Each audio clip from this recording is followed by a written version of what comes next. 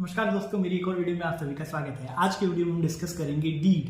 Deed से पहले इसे डीड भी कहा जाता है, या कन्वेंसिंग डीड भी कहा जाता है। तो सबसे पहले अगर हम डीड की बात कर रहे हैं, कन्विंसिंग की बात कर रहे हैं, तो सबसे पहले हमें कन्विंसिंग का मतलब पता होना चाहिए। Convincing, CONVAYANCING, convincing. भैया कन्विंसिंग का मतलब होता है ट्रांसफर करना। तो मैंने आपको बता दिया, डीड कन्विंसिंग में से बता दिया, कन्विंसिंग मतलब ट्रांसफर करना। और डीड क्या होता है? एक डॉक्यूमेंट होता है। तो अगर हम इसका डेफिनेशन देखें, मैंने बोला डीड मतलब एक डॉक्यूमेंट को बोल दिया मैंने, और कन्विंसिंग मैंने किसको बोल दिया? ट्रांसफर करना। मतलब एक ऐसा डॉक्यूमेंट जो कि ट्रांसफर करने की बात करता हो, एक ऐसा डॉक्यूमेंट जो ट्रांसफर करने की बात करता हो, उसे डीड कहते हैं। ठीक है, यहीं पे खत्म हो गया। अब इसको डिटेल में लेके चलते हैं फ्रेंड्स। देखिए फ्रेंड्स, डीड होता क्या है? तो मैंने आपको बताया कि यहाँ पे हम एक डॉक्यूमेंट की बात कर रहे हैं, ट्रांसफर करने की बात कर रहे हैं। तो मैं इसको स्टार्ट रूप से पहले मैं आपको बताना चाहता हूँ, जब भी कभी ट्रांसफर होता है तो दो लोगों के बीच में होता है। ठीक है, जब ट्रांसफर होगा दो लोगों के बीच में होगा।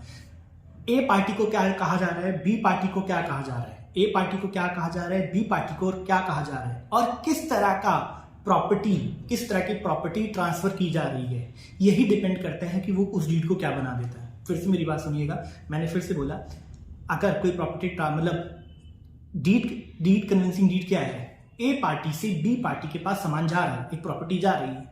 इस ए पार्टी को क्या कहते हैं, इस बी पार्टी को कहते हैं, और किस तरह की प्रॉपर्टी के राइट उसके पास जा रहे हैं, यही बता देता है, यही डिफाइन कर देता है कि ये गिफ्ट डीड है, ये सेल्स डीड है। मतलब सारी डीड एक ही तरह की है, बस आपको ए और बी पार्टी के नाम पता होनी चाहिए और किस तरह का राइट उसको ट्रांसफर दिया जा रहा है, यही आपको डिफाइन कर देगा डीड। ये दूसरी बार मैं कहता हूँ खत्म हो गया। अब इसको डिस्कस करते हैं। मैंने पहले भी कहा था अपने कमेंट्स में कि डीड वाला सेक्शन बहुत आसान ही होगा, और मैं बताता हूँ आसान क्यों। चलिए डिस्कस करते हैं।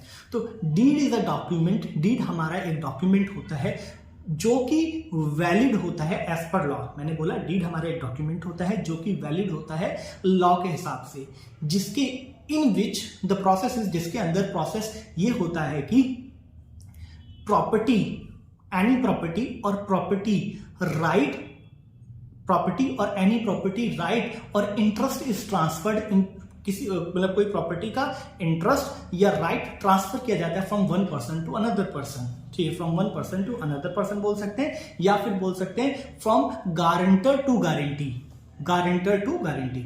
अगर आप सिर्फ डीड की बात कर रहे हैं तो मैंने ये कहा, जब कोई प्रॉपर्टी गारंटर्स के पास से गारंटी के पास चली जाती है, गारंटर ए मतलब गारंटर, बी मतलब गारंटी, गारंटर से गारंटी के पास चली जाती है, चाहे उसका वो राइट की बात कर रहा हो या इंटरेस्ट की बात कर रहा हो, नॉन एज डीड उसको डीड बोलते हैं। तो मैंने आपको वही बोला, दो पार्टी के नाम बताए मैंने, एक गारंटर हो गया, एक गारंटी हो गया, और ट्रांसफर हुआ प्रॉपर्टी का, किस तरह से राइट का या इंटरेस्ट का ट्रांसफर हुआ, नॉन एज डीड, हमने इसको डीड बोल दिया, खत्म। अब आगे इसको फिर से डिटेल में कहता हूं। Deed is a written document. Deed एक रिटन डॉक्यूमेंट होता है which is valid as per law, जो कि वैलिड है एज पर लॉ, लॉ के हिसाब से, इन विच प्रॉपर्टी राइट और इंटरेस्ट इज ट्रांसफर्ड, प्रॉपर्टी का राइट और ट्रांसफर, इंटरेस्ट और राइट ट्रांसफर किया जाता है from one person to another person, और from guarantor to guarantee, known as deed, इसको डीड बोलते हैं। तो मैंने डीड का डेफिनेशन क्लियर कर दिया।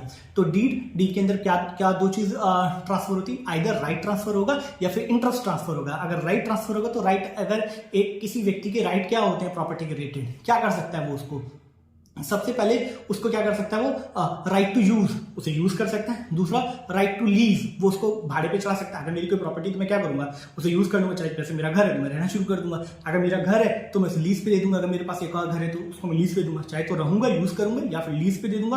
अगर मुझे पैसे की जरूरत होगी तो मैं उसे मॉर्गेज कर सकता हूं, और अगर मैं इसको बेचना चाहता हूं तो बेच सकता हूं। तो मैं क्या करूंगा, सबसे पहले मैं उसको यूज कर सकता हूं, मैं उसको लीज पे दे सकता हूं, मैं उसे मॉर्गेज कर सकता हूं, ठीक है, और मैं उसे सेल कर सकता हूं। तो ये तो हो गया राइट टू ट्रांसफर, मतलब राइट्स की बात हो गई, क्या किस तरह के राइट होंगे मेरे पास। अब इंटरेस्ट क्या होता है? जब मैं कोई इंटरेस्ट है तो मैं एक इंटरेस्ट कहता हूँ कि ये व्यक्ति इसका सिर्फ यही कर सकता है, right to agriculture, right to ये, तो सिर्फ वो मैं इंटरेस्ट ट्रांसफर करता हूँ, प्रॉपर्टी का ऑनरशिप ट्रांसफर नहीं करता हूँ।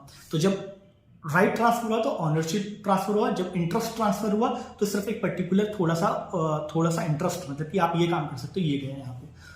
तो मैंने आपको बता दिया कि क्या क्या एक डीड के अंदर क्या क्या ट्रांसफर हो सकता है, राइट ट्रांसफर हो सकता है, इंटरेस्ट ट्रांसफर हो सकता है। काइंड ऑफ डीड, कितने तरह की डीड होती है, अब मैं आपको पूरी कथा सुनाऊं, ये डीड वो डीड गिफ्ट डीड। मैं सिर्फ डीड्स को दो चीजों में तोड़ूंगा। पहली चीज, एक डीड पोल, दूसरा इंडेंचर डीड। अब डीड पोल क्या होता है? डीड पोल वो पोल होते हैं, डीड पोल वो डीड्स होती हैं जिसके अंदर सिर्फ एक ही आदमी का एंगेजमेंट होता है, ठीक है। जैसे अगर मुझे विल बनानी है, मैं अपने बच्चों के लिए, तो मैं विल में खुद ही बनाऊंगा, इसमें मुझे दूसरी पार्टी की जरूरत थोड़ी है, किसको मैं दे रहा हूँ उसको थोड़ी बुलाने की जरूरत है मुझे, ठीक है।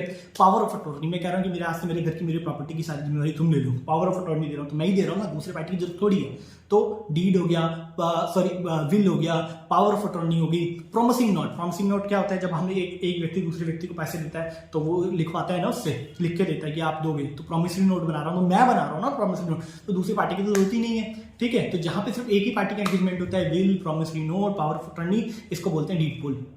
इंडेंचर डीड क्या होती है? इंडेंचर डीड वो डीड्स होती हैं इसके अंदर एक से ज्यादा लोगों का, more than one person requirement है। सेल्स डीड, दो लोगों की जो होते हैं ना, खरीदने वाले और बेचने वाले, ठीक है, खरीदने वाले और बेचने वाले। सेलर और परचेसर, जब सेलर और परचेसर के बीच में प्रॉपर्टी का ट्रांसफर होगा, ओनरशिप का ट्रांसफर होगा, तो सेल्स डीड बोल देंगे।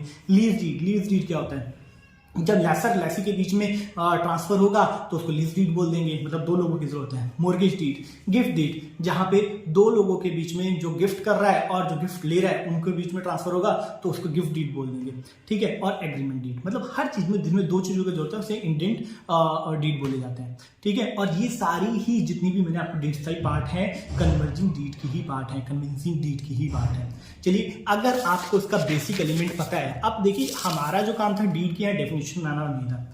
अब कोई बोलेगा कि भाई लीज डीड बना दो या फिर आप गिफ्ट डीड बना दो या किसी भी तरह की डीड बना दो, ये तो आपको पता चल गया, किसी भी तरह की डीड आप लिख सकते हो। क्यों? क्योंकि आपको पता है एक ए पार्टी है, एक बी पार्टी है, सिर्फ आपको ये बताना है कि ये लेसी है, ये लेसर है, ठीक है। सॉरी, ये लेसर है, ए लेसर है, ये लेसी है, मतलब देने वाला है, खरीदने ये लेने वाला है, ये सेलर है, ये परचेसर है, ठीक है, ये बताना है। ये गारंटर है, ये गारंटी है। अगर आपको ए और बी का नाम पता है और उसके बीच में किस तरह का ट्रांसफर हो रहा है, गिफ्ट हो रहा है, सेल हो रहा है, तो आप नॉन एस करके सेल्स डीड, गिफ्ट डीड कुछ भी लिख सकते हैं। तो मैंने एक ही डीड की लैंग्वेज से आपको सबको बता दिया, डिटेल डेफिनेशन भी मैं आपको बता दूंगा लेटर ऑन। अब एसेंशियल ऑफ डीड क्या होते हैं? ये एसेंशियल डीड्स के, अगर आप कोई डीड बना रहे हो, ड्राफ्ट करने की बात, एज एन एडवोकेट कोई डीड ड्राफ्ट कर रहे हो तो कैसे ड्राफ्ट करोगे? देखो भाई, यहाँ ना तीन पार्ट्स में हमें बात करनी पड़ेगी। नॉन ऑपरेटिव पार्ट, जिसमें कोई ऑपरेशन लेवल कोई काम नहीं हो रहा। ऑपरेटिव पार्ट, जहाँ पे लोगों का एंगेजमेंट हो रहा है। फॉर्मेट पार्ट, जहाँ पे सब कुछ खत्म हो रहा है, मतलब। तो मैंने बोला सबसे पहले डिस्कस करते हैं नॉन ऑपरेटिव पार्ट, ठीक है। अगर मैं किसी पेपर पे डीड बनाऊंगा, ड्राफ्ट करूंगा MS वर्ड में जाके, तो सबसे पहले मुझे क्या करना पड़ेगा? नॉन ऑपरेटिव पार्ट, जहाँ पे सिर्फ लोगों के बारे में बताया जा रहा है। तो सबसे पहले हेडिंग आएगी सेल्स डीड, मतलब sorry deed, name of deed. सबसे पहले हम क्या लिखेंगे? Name of deed. चलो मैं कोई पेपर निकाल लेता हूँ जहाँ पे मैंने लिखा हो, ताकि sorry for interrupting in the mid of video, but मुझे लगता है कि इससे आपको बेनिफिट मिलेगा। चलो मैंने एक पेपर निकाल लिया, आपको दिख नहीं रहा होगा, मैं मान सकता हूँ आपको नहीं दिख रहा होगा, बट सबसे पहले एग्जांपल लेते हैं। अगर कोई भी बंदा डीड बना रहा है तो सबसे पहले हम बात करते हैं नॉन ऑपरेटिव पार्ट की। उसमें सबसे जब भी कभी कोई डीड स्टार्ट होगी, जो सबसे ऊपर लिखा जाएगा टाइटल ऑफ डीड, मतलब कि डीड किस चीज के बारे में भाई? सेल्स के बारे में, किस चीज के बारे में? तो मैं अभी एसेंशियल्स बता रहा हूँ और एक एग्जांपल भी डिस्कस कर रहा हूँ। तो सबसे पहले क्या आप लिखोगे? टाइटल ऑफ डीड, मतलब ये डीड किसके बारे में? सेल्स के बारे में, गिफ्ट के बारे में, तो आपने लिख दिया गिफ्ट डीड है या सेल्स डीड है। दूसरा, आप डेट लिखोगे हमेशा। सेकंड डेट आ गई, पहले सबसे पहले क्या टाइटल आ गया, फिर डेट आ गया।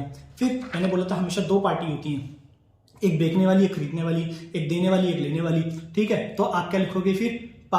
पार्टी ए, जो पार्टी ए होगी, जो कि आपकी गारंटर होगी या गारंटर होगी या फिर आपकी वो लेसर होगी या जो भी है वो, ठीक है। तो आप पार्टी ए के बारे में लिखोगे, उसका नाम लिखोगे। जैसे कि मैं एक प्रॉपर्टी बेचने वाला हूँ और आप खरीदने वाले हो, तो पार्टी ए, मेरा नाम लिख लो विपिन चौहान, मेरे सन ऑफ फादर का नेम, मेरा एज, ठीक है, ये सब लिखा जाएगा, ठीक। फिर पार्टी 2, दूसरे पार्ट, और मेरा ऑक्यूपेशन लिखा जाएगा। तो मेरा ऑक्यूपेशन क्या है? मैं एक इंजीनियर हूँ, ठीक है, बीटेक इंजीनियर हूँ, प्लस मैंने MBA ड्रॉप आउट हूँ और मैं एक LLB एडवोकेट हूँ, ठीक है। तो ये तीनों चीज उसके अंदर मेंशन कर दी जाएंगी कि भैया मेरे ये क्वालिफिकेशंस हैं। उसके बाद पार्टी बी की बारी आएगी। पार्टी बी, फिर आपका नाम, आपके फादर का नाम और आपका क्वालिफिकेशन, ये लिखा जाएगा। दो चीज हो गई, ये दो चीज हो गई, ठीक है। अब फिर साथ में नॉन ऑपरेटिव पार्ट में बताया जाता है वेयर एज, कौन क्या करता है। वेयर एज गारंटर कौन है? तो आप लिखोगे whereas Vipin is guarantor, या whereas you are guarantee, या फिर whereas Vipin is lessor, whereas you are lessee. इस तरह से यहाँ पे दिया जाएगा। Whereas Vipin is purchaser, whereas you are seller. तो इस तरह से आप वेयर एज लिख देंगे। तो मैंने सबसे पहले टाइटल डाल दिया, दूसरा मैंने डाल दिया आपका डेट डाल दिया, फिर पार्टी ए फिर पार्टी बी, वेयर एज करके दोनों को डिफाइन कर दिया, ठीक है। और फिर आ जाता है इसके अंदर रेसिटल। रेसिटल मतलब क्या होता है, डिस्क्रिप्शन ऑफ प्रॉपर्टी। भैया ये प्रॉपर्टी है 400 गज की है जो विपिन जी खरीद रहे हैं, ठीक है, मतलब 400 गज का है, सनफेस है, ये सब लिख दिया। एक खत्म, मतलब नॉन ऑपरेटिव। यहाँ पे कुछ लेन देन नहीं हुआ, नॉन ऑपरेटिव, सिर्फ इंफॉर्मेशन दी गई। तो डीड भी इसी तरह से डिसाइड बनाई जाती है। भाई लोगों, मैं एक बात बता दूं, डीड बनाने के लिए कोई भी फॉर्मेट सरकार ने नहीं दिया है कि डीड इस तरह होनी चाहिए। जब गवर्नमेंट ही नहीं बोलती कि डीड का स्ट्रक्चर ये है, तो हम लोगों ने स्टैंडर्ड स्ट्रक्चर ये लोगों ने बना रखा है जिस तरह चलता है। There is no pre defined structure. उसके अंदर सिर्फ ये पार्ट होनी चाहिए, non operative part, operative part और फॉर्मेट। तो उसी तरह से आप डीड, कोई भी व्यक्ति किसी भी तरह का जो है अपना डीड बना सकता है। तो मैंने ये बता दिया, बस ये एसेंशियल होने चाहिए। आगे पीछे ऊपर नीचे लिखोगे तो इसका बेनिफिट ये है कि अगर आप लिख रहे हो और आगे पीछे ऊपर नीचे भी लिख रहे हो तो कोई फर्क नहीं पड़ने वाला। दूसरी चीज, आपका बस बात क्लियर होनी चाहिए। तो मैंने नॉन ऑपरेटिव पार्ट बता दिया। अब ऑपरेटिव पार्ट में क्या होता है, ऑपरेटिव पार्ट में एक होता है टेस्टम और एक हैबेंडम। अब बोलोगे यार ये क्या आ गया, टेस्टम क्या आ गया। भैया टेस्टम का मतलब होता है कि वो आर द विटनेस देयर, वो आर द विटनेस देयर, ठीक है। तो कौन विटनेस है, तो हम लिखेंगे ऑपरेटिव पार्ट स्टार्ट करेंगे, फिर लिखेंगे now this deed of witness. ये डीड जो है इसका विटनेस कौन है, विटनेस लिख दिया, ठीक है, विटनेस लिख दिया। एंड हैव एन होल्ड, ये चाहे तुम रट लेना। टेस्टोनिम में क्या लिखेंगे, सॉरी टेस्टोनिम में लिखेंगे वो इज द विटनेस, मतलब now this deed of witness, मतलब इस डीड के विटनेस कौन क्या है। Now this deed of witness, मतलब इस डीड के विटनेस कौन है। ये हो गया आपका टेस्टोनिम, जिसमें हमने बता दिया कि इस डीड के विटनेस कौन है, ठीक है। और दूसरा टू हैव एन होल्ड, और हैव एन होल्ड का मतलब होता है हरबेंडम, मतलब अब ये प्रॉपर्टी किसकी हो जाएगी, मतलब अब हैव थी और अब होल्ड किसको दिया जा रहा है। हैव मतलब प्रॉपर्टी थी किसकी और होल्ड किसको दिया जा रहा है। हैव एन होल्ड मतलब हरबेंडम, ठीक है। उसके बाद कुछ एक्सेप्शंस अगर आप लिखना चाहते हो तो वो आप लिख लो, ठीक है।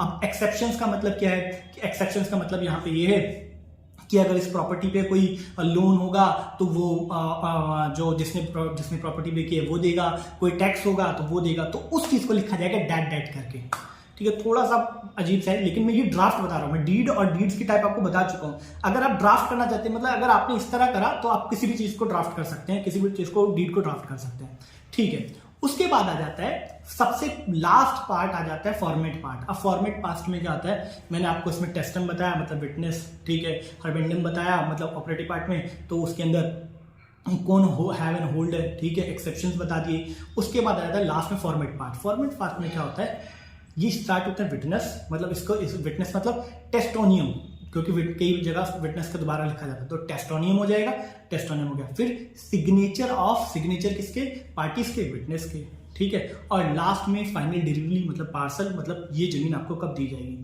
देखो भाई, डीड बताया मैंने, बिल्कुल क्लियर है, टाइप्स बताए वो भी क्लियर है। ये जो एसेंशियल्स है ना, इसको आप 3 हिस्सों में रखो, non operative part, operative part, format part. Operative part में बताओ कौन क्या है, मतलब डीड का नाम, फिर तुमने बताया name of deed, date of deed, उसके बाद पार्टीज कौन कौन सी है डीड के अंदर, ठीक है। और उसके बाद तुमने वेरियस करके कौन क्या है वो बता दिया, फिर रेसिटल बता दिया, डिस्क्रिप्शन ऑफ प्रॉपर्टी दे दिया। ऑपरेटिव पार्ट में तुमने बताया टेस्टोनियम और हरबेंडम। टेस्टोनियम क्या था भैया, विटनेस कौन है, वो the witness of this deed ये है। तुमने बताया हरबेंडम हैव एंड होल्ड, मतलब अभी किसके पास है, होल्ड किसके पास चला गया। एक्सेप्शंस बताए कि ऐसा होगा तो ऐसा, तो उसको डेटिस से डिफाइन करते हैं। और लास्ट में तुमने फॉर्मेट पार्ट में आगे तुमने फिर से टेस्टोनियम, टेस्टोनियम में लिखा विटनेस, विटनेस कौन है, फिर सिग्नेचर ऑफ पार्टी और वेंडर्स, सिग्नेचर ऑफ पार्टी और विटनेस, दोनों पार्टी और विटनेस के और पर्सन। तो खत्म हो गया, मैं इस वीडियो में यही खत्म करता हूँ, टॉपिक खत्म। भाई सेल्स डीड बनानी है तो तुम क्या लिखोगे, सॉरी लीज डीड बनानी है तो तुम लिखोगे उसके अंदर सब चेंज क्या होगा, पूरा फॉर्मेट चेंज सेम होगा, बस लेसर और लेसी आ जाएगा, ठीक है। अगर तुम सिंपल कोई डीड बना रहे हो तो गारंटर और गारंटी आ जाएगा। अगर तुम सेल्स की कोई डीड बना रहे हो तो सेलर और परचेसर आ जाएगा। मतलब सिर्फ आप एक वर्ड चेंज करोगे, ठीक है, और नेचर ऑफ ट्रांसफर जो है वो चेंज करोगे। जो रेसिटल में लिखा था हमने प्रॉपर्टी का डिस्क्रिप्शन और क्या बेच रहे हो, तो उसके अंदर अगर आप नेचर ऑफ वो लिख दोगे या फिर डीड की जो हेडिंग चेंज कर दोगे, उसी से सारा गेम चेंज हो जाएगा। मतलब पूरा का पूरा डीड यही होता है। मीन्स जब एग्जाम में आपके पास लिखने के लिए आएगा तो क्योंकि गवर्नमेंट ने तो कोई लॉ या कोई स्ट्रक्चर तो है नहीं, बस आपको पता है कि operative part, non operative part, ये किस पार्ट में क्या लिखना है, आप अपने आगे पीछे ऊपर नीचे जैसे मर्जी लिखो, आपको पूरा का पूरा नंबर मिलेगा, आपका एग्जाम अच्छा जाएगा। तो ये मैंने पूरा डीड बना दिया, इससे आप किसी भी तरह का डीड बना सकते हो। अब लेटर ऑन हम सेल्स डीड, गिफ्ट डीड और जितनी तरह की डीड होती है वो हम डिस्कस करेंगे। Thank you so much.